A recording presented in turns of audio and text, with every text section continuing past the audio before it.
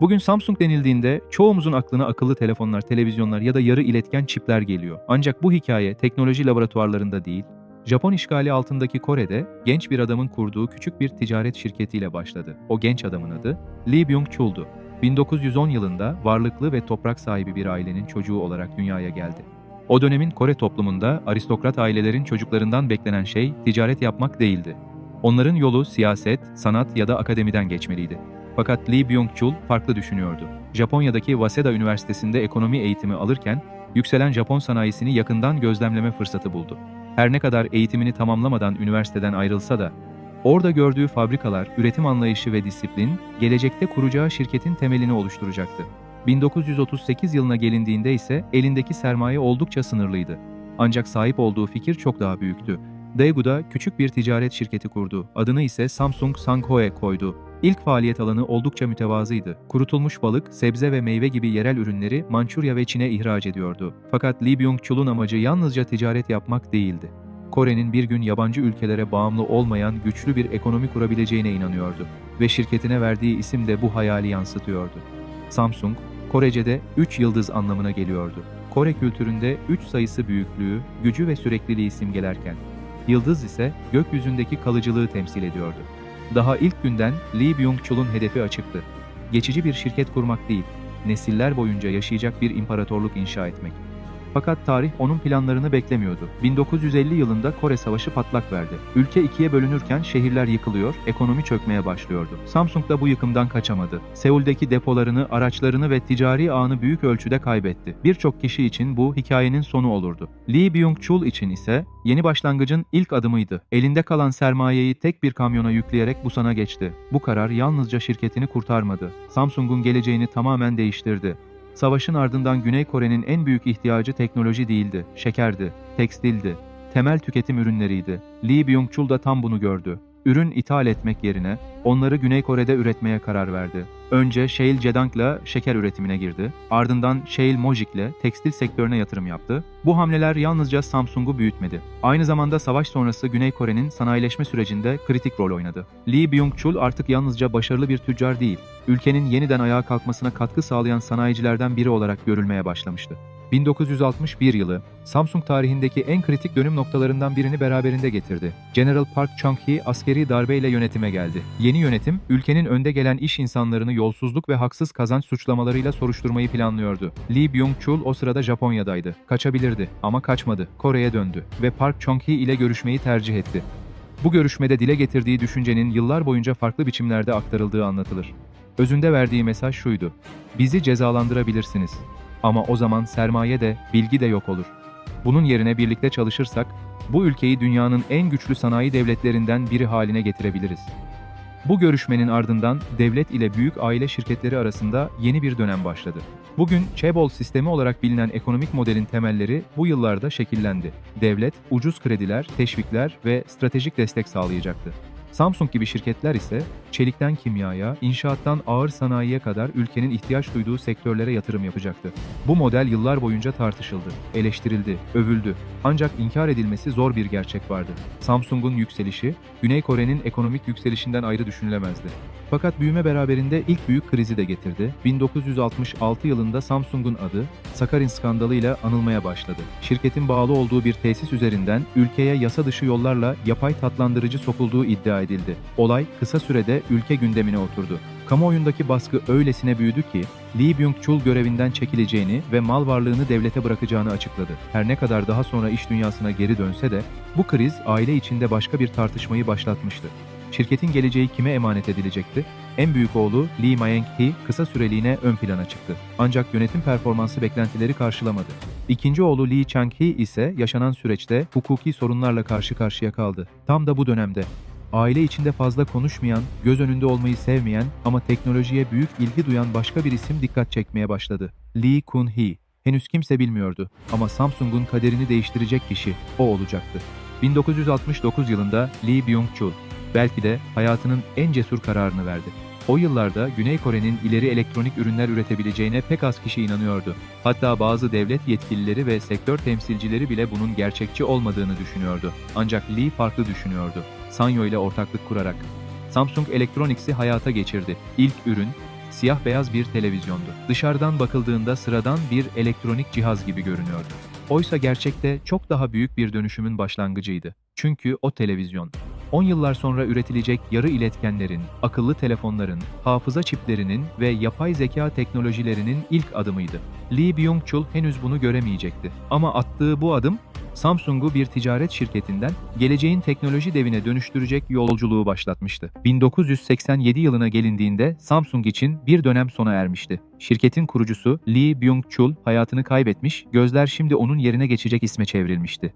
Yeni lider, en küçük oğlu Lee Kun-hee'ydi. İlk bakışta babasına pek benzemiyordu. Gösterişli konuşmalar yapmıyor, kalabalıkların önüne çıkmayı sevmiyor, saatlerini elektronik cihazları söküp inceleyerek geçiriyordu. Teknolojiye duyduğu ilgi, çevresindekilerin dikkatini çekecek kadar yoğundu. Ancak önünde kolay bir görev yoktu. Samsung, Güney Kore'de güçlü bir şirketti. Fakat dünya pazarında aynı itibara sahip değildi. Batılı tüketiciler için Samsung, kaliteli ürünlerden çok düşük fiyatla satılan ikinci sınıf elektroniklerle özdeşleşiyordu. Lee Kun-hee bunun uzun vadede sürdürülebilir olmadığını biliyordu. 1990'lı yılların başında sessizce dünya turuna çıktı. Amerika ve Avrupa'daki mağazaları tek tek gezdi. Raflara baktı, insanları izledi ve dikkatini çeken ortak bir manzara vardı. Sony ve Panasonic en görünür vitrinlerde sergilenirken, Samsung ürünleri çoğu zaman en alt raflarda yer alıyordu. İşte o an bir karar verdi. Samsung ya bu algıyı değiştirecekti ya da küresel rekabette geride kalacaktı. 1993 yılının Haziran ayında Lee Kun-hee, Samsung'un üst düzey yöneticilerini Almanya'nın Frankfurt kentinde bir araya topladı. Toplantı birkaç saat sürmedi. Günlerce devam etti. Şirketin geleceği masaya yatırıldı. Bu toplantının sonunda söylediği sözler ise Samsung tarihinin en çok hatırlanan cümlelerinden biri haline geldi. Karınız ve çocuklarınız hariç her şeyi değiştirin. Bu ifade zamanla yalnızca Samsung'un değil, Güney Kore iş dünyasının da en sembolik sözlerinden biri oldu. Ancak asıl önemli olan bu sözün ardından yaşananlardı. Lee Kun-hee, şirketin yönetim anlayışını kökten değiştirmeye başladı. Artık amaç daha fazla üretmek değildi. Daha kaliteli üretmekti. Liyakat sistemi güçlendirildi. Uluslararası bakış açısına sahip yöneticiler daha fazla sorumluluk almaya başladı. Fakat belki de en dikkat çekici değişiklik üretim hatlarında yaşandı. Line Stop adı verilen sistemle, bir çalışan üretimde kritik bir hata fark ettiğinde, ünvanı ne olursa olsun, üretim bandını durdurma yetkisine sahip olacaktı. Bu karar yalnızca kaliteyi arttırmadı, şirket kültürünü de değiştirdi. Samsung artık hata yapanı değil, hatayı görüp sessiz kalan kişiyi sorgulayan bir anlayış benimsiyordu. Kalite devriminin yalnızca sözlerden ibaret olmadığı çok geçmeden görüldü. 1995 yılında piyasaya sürülen bazı cep telefonlarında ciddi kalite sorunları tespit edildi. Raporlara göre üretilen cihazların yaklaşık %11'i hatalıydı. Lee Kun-hee için bu kabul edilebilir değildi. Samsung'un Gumi fabrikasında binlerce çalışan toplandı. Ardından şirket tarihinin en sıradışı olaylarından biri yaşandı. Yaklaşık 150 bin cep telefonu, faks makinesi ve çeşitli elektronik ürün fabrikanın bahçesine yığıldı. Değerleri milyonlarca doları buluyordu. Lee Kun-hee'nin talimatıyla bu ürünler çalışanların gözleri önünde balyozlarla parçalandı. Daha sonra ise ateşe verildi. O gün maddi kaybın büyüklüğünden çok verilmek istenen mesaj konuşuldu. Lee Kun-hee'nin anlayışına göre kusurlu bir ürün satmak kısa vadeli bir hata değil, şirketin geleceğini riske atan stratejik bir yanlıştı. Yıllar sonra birçok yönetici, Samsung'un kalite kültürünün gerçek anlamda o gün şekillendiğini söyleyecekti. Bugün birçok kişi Samsung'u akıllı telefonlarıyla tanıyor. Ancak şirketin küresel yükselişini sağlayan en kritik yatırım telefonlar değildi, yarı iletkenlerdi. 1980'li yıllarda mikroçip teknolojisinde Japon şirketleri açık ara öndeydi. Birçok uzmana göre Güney Kore'nin bu alanda rekabet etmesi gerçekçi görünmüyordu. Lee Kun-hee ise farklı düşünüyordu. Samsung milyarlarca dolarlık yatırımla yarı iletken üretimine yöneldi. Bu karar o dönemde büyük bir risk olarak değerlendirildi. Şirket mühendisleri yeni nesil DRAM bellek çiplerini geliştirmek için yoğun bir çalışma yürüttü. Teknoloji yarışında rakipleri yakalamaya değil, onları geçmeye odaklandılar. 1990'lı yıllarda kişisel bilgisayar pazarı hızla büyümeye başladığında ise bu yatırımın karşılığı alınmaya başladı. Dünya giderek daha fazla bellek çipine ihtiyaç duyuyordu ve Samsung artık bu ihtiyacı karşılayan en önemli üreticilerden biri haline gelmişti. 1993 yılında şirket dünyanın en büyük bellek çipi üreticisi konumuna yükseldi. Bu başarı yalnızca yeni bir pazar liderliği anlamına gelmiyordu. Samsung'un gelecekteki finansal gücünün de temelini oluşturuyordu. Lee Kun-hee'nin dikkatini çeken bir başka konu daha vardı. İyi teknoloji üretmek tek başına yeterli değildi. İnsanların o ürünü istemesi gerekiyordu. Bu nedenle Samsung yalnızca mühendisliğe değil, tasarıma da yatırım yapmaya başladı. Şirketin tasarım merkezleri Seul'ün dışına taşındı. Londra, San Francisco, Tokyo Farklı kültürlerden tasarımcılar Samsung ürünlerinin gelişim sürecine dahil edildi. Amaç artık yalnızca çalışan cihazlar üretmek değildi. İnsanların kullanmaktan gurur duyacağı ürünler tasarlamaktı. Samsung'un küresel marka kimliği işte bu dönemde değişmeye başladı ve bu değişim şirketi yalnızca teknoloji üreten bir üreticiden dünyanın en değerli markalarından birine dönüştürecek sürecin başlangıcı olacaktı. Ancak Samsung artık yalnızca başarılı bir teknoloji şirketi değildi. Kalite devrimini tamamlamış, yarı iletken yarışında zirveye çıkmış ve küresel bir marka olma yolunda en kritik eşiği geçmişti. Fakat büyüyen her imparatorluk gibi Samsung'un da karşısına bu kez teknoloji değil, güç, siyaset ve küresel rekabet çıkacaktı. Bir sonraki bölümde Samsung'un dünyanın en büyük teknoloji devlerinden birine dönüşürken Apple ile yaşadığı patent savaşlarını, küresel çip rekabetini ve şirketin perde arkasındaki güç mücadelesini adım adım inceleyeceğiz. 2000'li yılların başında Samsung cep telefonu pazarının en güçlü oyuncularından biriydi. Özellikle Anycall markasıyla Asya pazarında büyük başarı yakalamıştı. Ancak 2007 yılında sahneye çıkan tek bir ürün tüm dengeleri değiştirdi. Steve Jobs ilk iPhone'u tanıttığında birçok kişi bunun yalnızca yeni bir telefon olduğunu düşündü. Lee Kun-hee ise çok daha farklı bir şey görüyordu. Bu artık telefonların yarışı değildi. Bu bir ekosistem savaşıydı. Telefonun kendisinden çok yazılım, uygulamalar ve kullanıcı deneyimi rekabet edecekti. Samsung vakit kaybetmedi. Android işletim sistemini benimseyerek Galaxy serisini geliştirmeye başladı. Kısa süre içinde teknoloji dünyasının en büyük rekabetlerinden biri doğdu. Ancak bu rekabet yalnızca mağaza raflarında yaşanmayacaktı. Mahkeme salonlarına da taşınacaktı. Apple, Samsung'u iPhone'un tasarımını ve bazı yazılım özelliklerini kopyalamakla suçlayarak milyarlarca dolarlık davalar açtı. Fakat bu davaların en dikkat çekici yönü, iki şirket arasındaki ilişkinin tamamen rakiplikten ibaret olmamasıydı. Çünkü Apple dava açarken bile iPhone'un ekranlarının ve işlemcilerinin önemli bir bölümünü Samsung üretiyordu. Bir tarafta mahkemede karşı karşıya gelen iki dev, diğer tarafta ise milyarlarca dolarlık ticari ortaklık. Modern teknoloji dünyasında benzeri çok az görülen bu ilişki, Samsung'un aynı anda hem rakip hem de stratejik tedarikçi olabilme gücünü gösteriyordu. 2014 yılında Lee Kun-hee ağır bir kalp krizi geçirdi. Uzun süre kamuoyu önüne çıkamadı. Şirketin geleceği artık yeni bir isme emanet edilecekti. Oğlu, Lee Jae-yong. Dünya onu daha çok kullandığı İngilizce adıyla tanıyordu. J.Y. Lee. Babasının aksine daha sakin, uluslararası çevrelerde yetişmiş ve daha diplomatik bir yönetici profili çiziyordu. Fakat önündeki en büyük mücadele teknoloji değildi, mirasın yönetimiydi. Samsung grubunun karmaşık ortaklık yapısı nedeniyle kontrolün yeni kuşağa geçebilmesi için büyük bir şirket birleşmesi planlandı. Bu süreç yalnızca iş dünyasını değil, Güney Kore siyasetini de derinden etkileyecek gelişmelerin başlangıcı olacaktı. 2016 yılında Güney Kore tarihinin en büyük siyasi krizlerinden biri yaşandı. Yolsuzluk iddiaları kısa sürede ülke gündemini sarstı. Soruşturmanın merkezindeki isimlerden biri ise J.Y. Lee'ydi. Savcılık, Samsung'un bazı vakıflara ve çeşitli kişi ve kuruluşlara sağladığı mali desteklerin planlanan şirket birleşmesine siyasi destek sağlamak amacıyla kullanıldığını iddia ediyordu. Kamuoyunda en çok konuşulan ayrıntılardan biri ise Başkan Park Geun-hye'nin yakın çevresiyle ilişkilendirilen binicilik desteği ve yüksek değerli yarış atları oldu. Bu iddialar uzun süre ülke gündeminde yer aldı ve Samsung'un siyasetle ilişkisi üzerine geniş tartışmalar başlattı. 2017 yılında J.Y. Lee tutuklandı. Bir teknoloji imparatorluğunun varisi.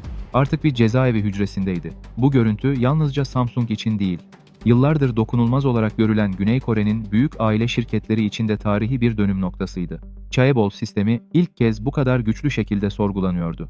Samsung hukuki krizle mücadele ederken bu kez çok daha farklı bir sorun ortaya çıktı. Galaxy Note 7, şirketin en iddialı akıllı telefonlarından biri olarak tanıtılmıştı. Ancak kısa süre sonra dünyanın farklı ülkelerinden aynı haberler gelmeye başladı. Bazı cihazların bataryaları aşırı ısınıyor, hatta alev alıyordu. Sorun büyüdükçe havayolu şirketleri yolcuların Galaxy Note 7 cihazlarını uçaklara almamaya başladı. Bir teknoloji şirketi için bundan daha ağır bir güven kaybı düşünmek zordu. Samsung çok maliyetli ama kritik bir karar verdi. Dünya genelindeki tüm Galaxy Note 7 cihazlarını geri çağırdı. Şirket milyarlarca dolarlık zararı göze aldı. Çünkü Lee Kun-hee'nin yıllar önce başlattığı kalite anlayışı hala geçerliliğini koruyordu. Kusurlu bir ürün, ne kadar pahalı olursa olsun, piyasada kalmamalıydı. Bu karar Samsung'a ağır bir maliyet getirdi. Ancak birçok uzmana göre markanın uzun vadeli güvenilirliğini koruyan en önemli adımlardan biri de yine bu geri çağırma süreci oldu.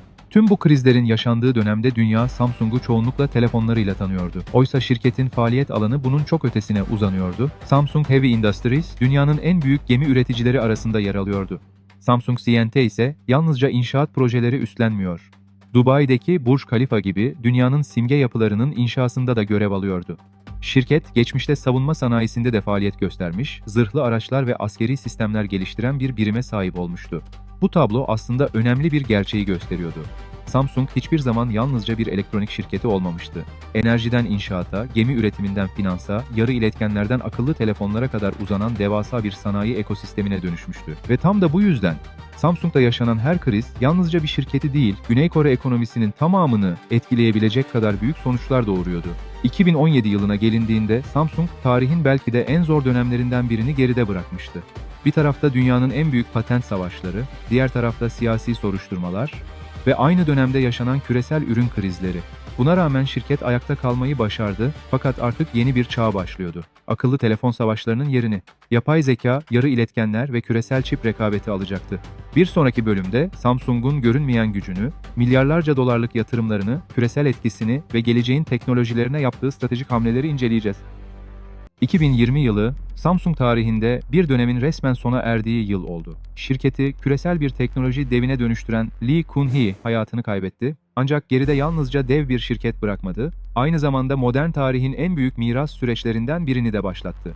Lee Kun-hee'nin serveti o kadar büyüktü ki, Güney Kore'nin veraset yasalarına göre ailesinin ödemesi gereken vergi yaklaşık 11 milyar dolar olarak hesaplandı. Bu rakam, birçok ülkenin yıllık devlet bütçesini aşabilecek büyüklükteydi. Verginin tamamını tek seferde ödemek yerine, aile, yasal düzenlemelerin izin verdiği şekilde ödemeyi birkaç yıla yaymayı tercih etti. Kamuoyuna açıklanan plan kapsamında, verginin taksitler halinde ödeneceği duyuruldu. Aynı süreçte, Lee ailesi, aralarında Picasso, Monet ve Dali gibi sanatçıların eserlerinin de bulunduğu yaklaşık 23 bin parçalık büyük sanat koleksiyonunu Güney Kore'deki müzelere bağışladı. Bu bağış yalnızca kültürel açıdan değil, ülke tarihindeki en büyük sanat bağışlarından biri olması nedeniyle de büyük yankı uyandırdı. Samsung'un kurucusundan sonraki en etkili lider böylece arkasında yalnızca bir teknoloji imparatorluğu değil, ülkenin ekonomik tarihine damga vuran bir miras bırakmış oldu.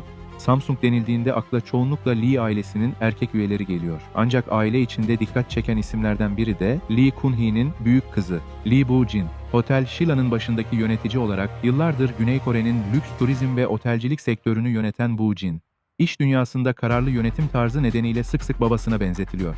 Bazı Güney Kore medya kuruluşlarında kendisi için "küçük Lee Kun-hee" ifadesinin kullanıldığı görülüyor. Lee Bo-jin'in özel hayatı da zaman zaman kamuoyunun gündemine taşındı. Samsung'da çalışan Im Woo-jae ile yaptığı evlilik ve yıllar sonra gerçekleşen boşanma süreci Güney Kore'de uzun süre konuşuldu. Boşanma davasında gündeme gelen yüksek tazminat talepleri nedeniyle olay, ülkenin en dikkat çeken aile hukuku davalarından biri olarak değerlendirildi. Ancak tüm bu tartışmaların ötesinde, Lee Bo-jin, Samsung hanedanının yönetimde etkin rol üstlenen en güçlü isimlerinden biri olmaya devam etti. 2020'li yıllara gelindiğinde, teknoloji şirketleri artık yalnızca ticari kuruluşlar değildi.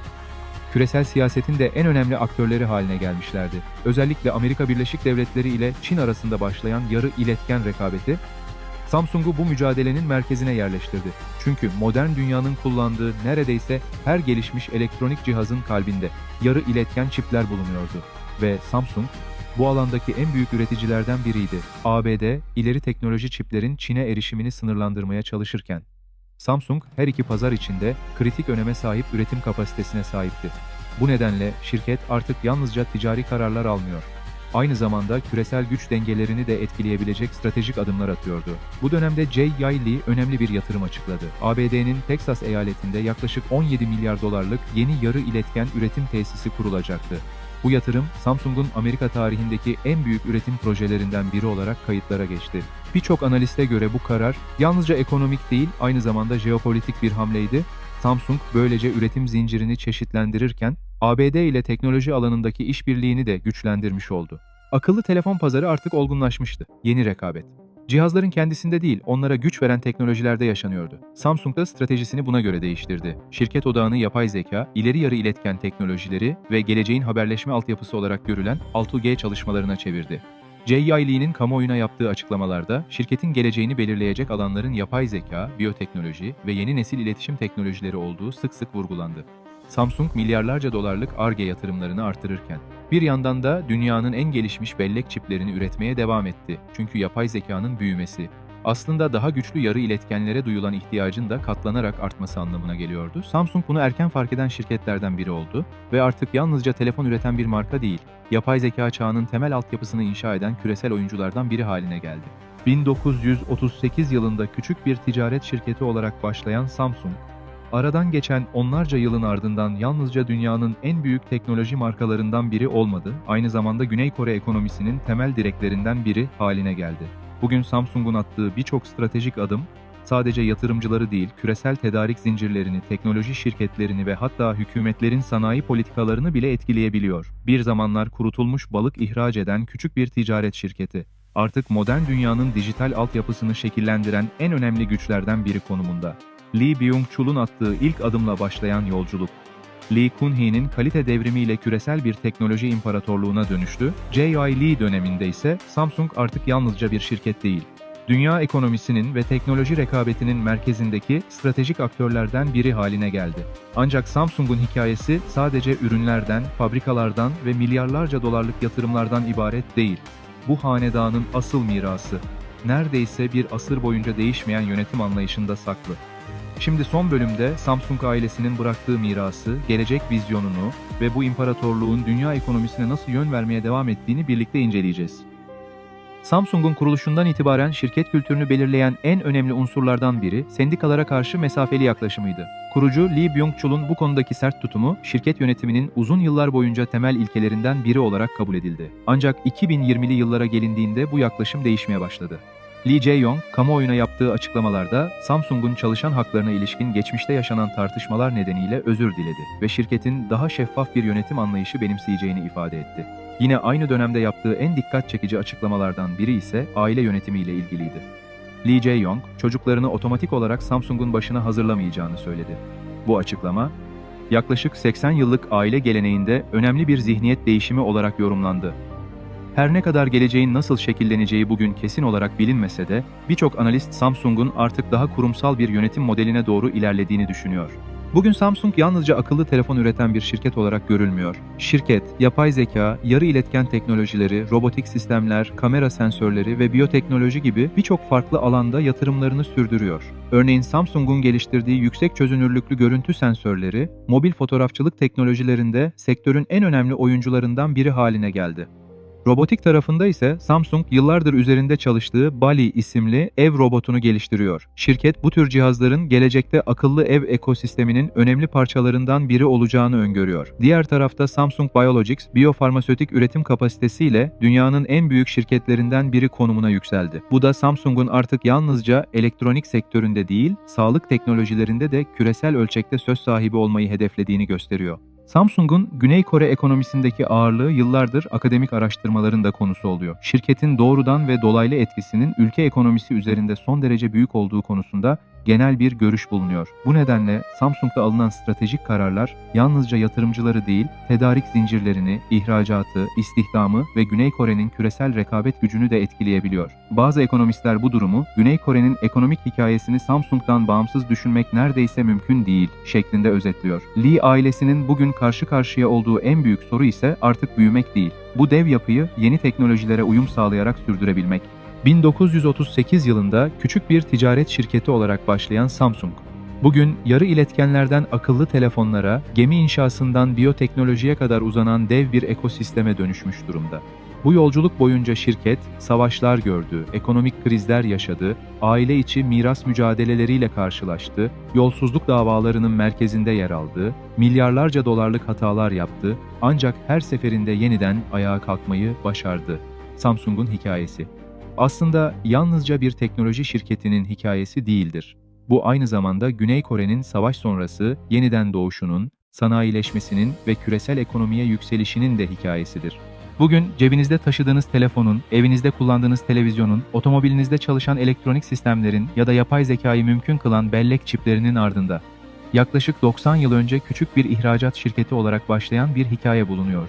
Lee Byung-chul'un attığı ilk adım, Lee Kun-hee'nin kalite devrimi ve Lee Jae-yong döneminde değişen küresel teknoloji rekabeti, Samsung'u yalnızca dünyanın en büyük şirketlerinden biri haline getirmedi. Aynı zamanda modern çağın en etkili aile imparatorluklarından birine dönüştürdü. Bu belgesel boyunca gördüğümüz gibi, Bazı aileler servetlerini göstererek büyür, bazıları ise teknolojiye, bilgiye ve uzun vadeli stratejiye yatırım yaparak. Samsung'un hikayesi işte ikinci yolun belki de en çarpıcı örneklerinden biri ve görünen o ki 3 yıldızın hikayesi henüz sona ermiş değil.